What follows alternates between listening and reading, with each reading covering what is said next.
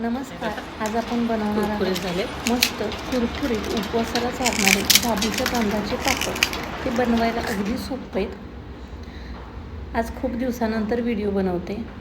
तर हे पापड बनवण्यासाठी कोणत्या पण डब्याने किंवा वाटीनं तुम्ही मेजरमेंट करायचे.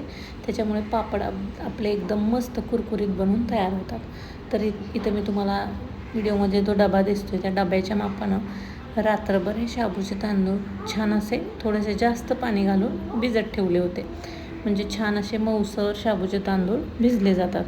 आता ज्या डब्याने आपण शाबू तांदूळ घेतले त्या डब्याने 6 पट बरोबर म्हणजे 6 डबे आपल्याला पाणी घ्यायचं आहे आणि गॅसवर उकळण्यासाठी झाकण ठेवून द्यायचं आहे. तोपर्यंत पाण्याला उकळी येते तोपर्यंत आपण बाकीची तयारी करून घेऊया.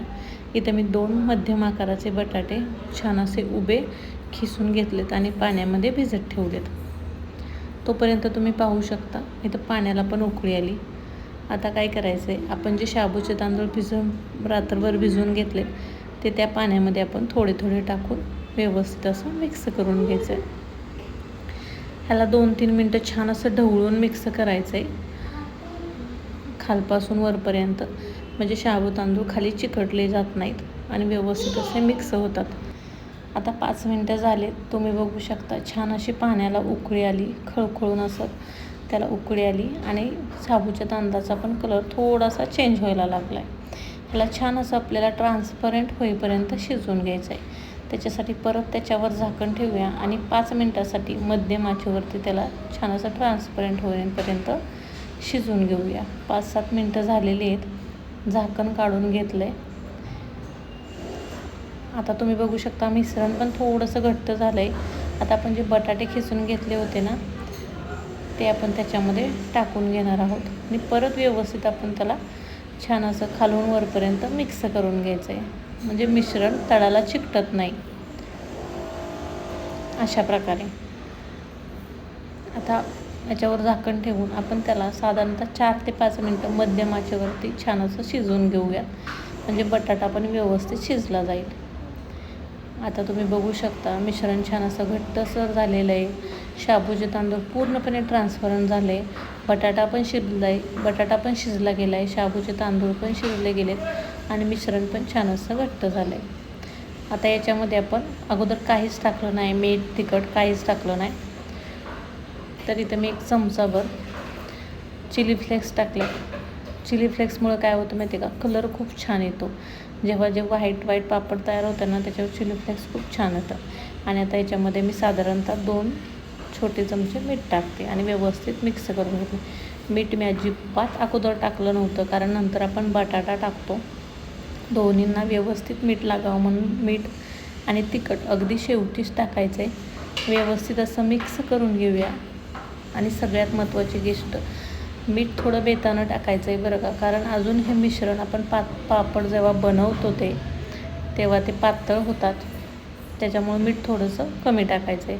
अजून झाकण ठेवूया आणि अगदी 2 ते 3 मिनटं छान असं याला मध्यम आचेवरती शिजून देऊया. मिश्रण थोडंसं घट्ट होऊन देऊया. आता तुम्ही बघू शकता मिश्रण छान असं घट्ट झालं आहे. परत एकदा व्यवस्थित मिक्स करून घ्यायचं आहे. आता आपलं हे मिश्रण तयार झालं आहे कसं चेक करायचं, एका पळीमध्ये आपण थोडासा बॅटर घ्यायचा आणि चेक करायचं की ते ताट वाकडं केलं ना, एक पळी घ्यायची आणि थोडासा बॅटर एखाद्या ताटावरती वगैरे टाकायचं. जर त्याला ओघळ सुटायला लागले ना लगेच ते मिश्रण इकडं तिकडं पडायला लागलं तर ते अजूनही तयार झालं नाही, आपले त्याचे पापड व्यवस्थित बनणार नाहीत.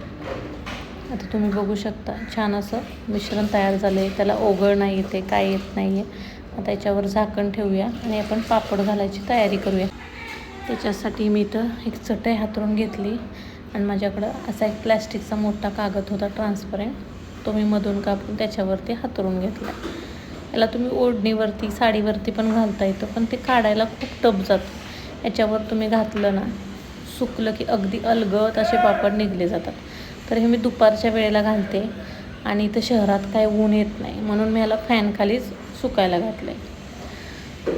फॅनखाली 1 दिवसभर छान असं सुकवून घेतलं पलटी करून आणि दुसऱ्या दिवशी एका छोट्याशा परातीमध्ये एक दिवस पूर्ण कडक उन्हात सुकून घेतले तर छान असे पापड बनवून तयार होतात. तुम्ही बघू शकता अशा प्रकारे आपल्याला पातळसर पापड बनवून घ्यायचे.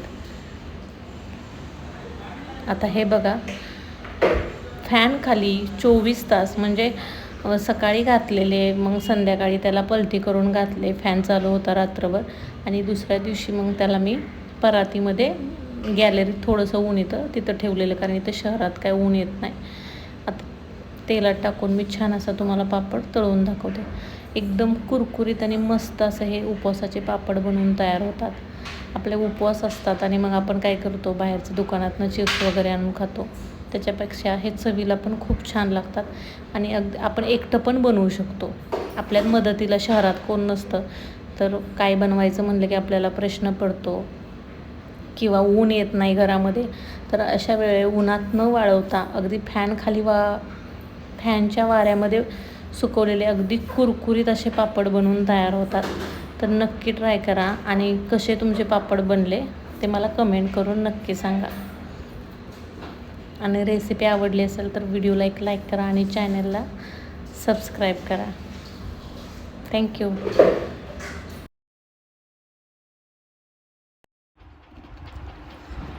आता तुझे पापड